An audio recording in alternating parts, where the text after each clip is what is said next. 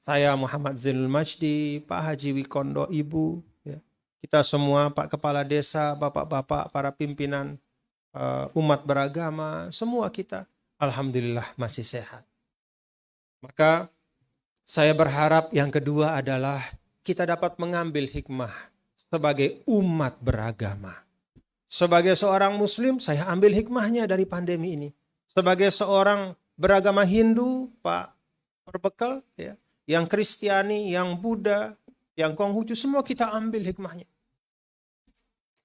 Pada saat pandemi, Bapak-bapak, Ibu, kita semua berdoa. Kita semua berdoa supaya musibah ini cepat diangkat. Tapi pada saat yang sama, jangan lupa untuk kita berdoa supaya hikmahnya itu ditetapkan oleh Allah, Tuhan yang Maha Kuasa dalam diri kita. Mudaratnya Allah hilangkan, tapi hikmahnya jangan sampai hilang. Hikmah bahwa ternyata kekuatan yang paling besar menjadi sandaran kita dalam kehidupan adalah Al-Khaliq. Allah Subhanahu wa taala, Tuhan yang Maha Kuasa. Sehebat-hebatnya kita, pemimpin-pemimpin kita dari semua tingkatan sudah sampai pada masa di mana bingung apa yang harus dikerjakan. Merasa kesulitan menyelesaikan pandemi ini. Alhamdulillah, kita bangsa yang mutadayin, bangsa yang religius. Maka kiai tuan gurunya mengangkat tangan berdoa, pedanda-pedandanya juga pergi ke rumah ibadah juga berdoa. Pendeta dan pastor juga berdoa, biksu-biksu juga berdoa. Dan dari doa-doa itu, ya, kalau saya sebagai seorang Muslim, saya percaya betul, ya, bahwa kekuatan doa itu mengatasi semua kekuatan lahiriah yang ada dalam kehidupan dunia. Coba bapak-bapak dan ibu renungkan. Bangsa kita ini kalau dari sisi protokol kesehatan tidak lebih baik dibanding orang Eropa. Dibanding orang-orang di negara-negara maju. Ilmu dan teknologi menghadapi pandemi juga tidak lebih baik. Vaksin saja masih kita ambil dari luar.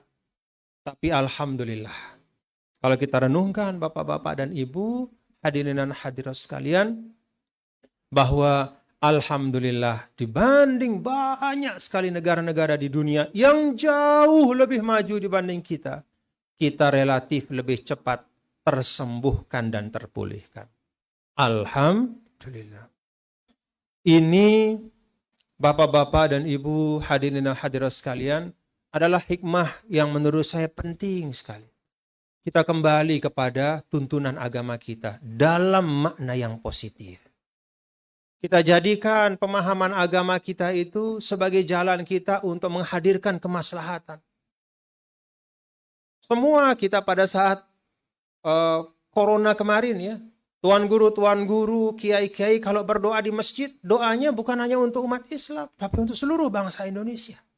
Saya yakin juga semua tokoh agama seperti itu mendoakan seluruh bangsa. Alhamdulillah, Allah kabulkan. Maka hikmah ini jangan hilang dari kita. Jadi mudarat dari corona pandemi ini kita doa supaya hilang, tapi hikmahnya nggak boleh hilang.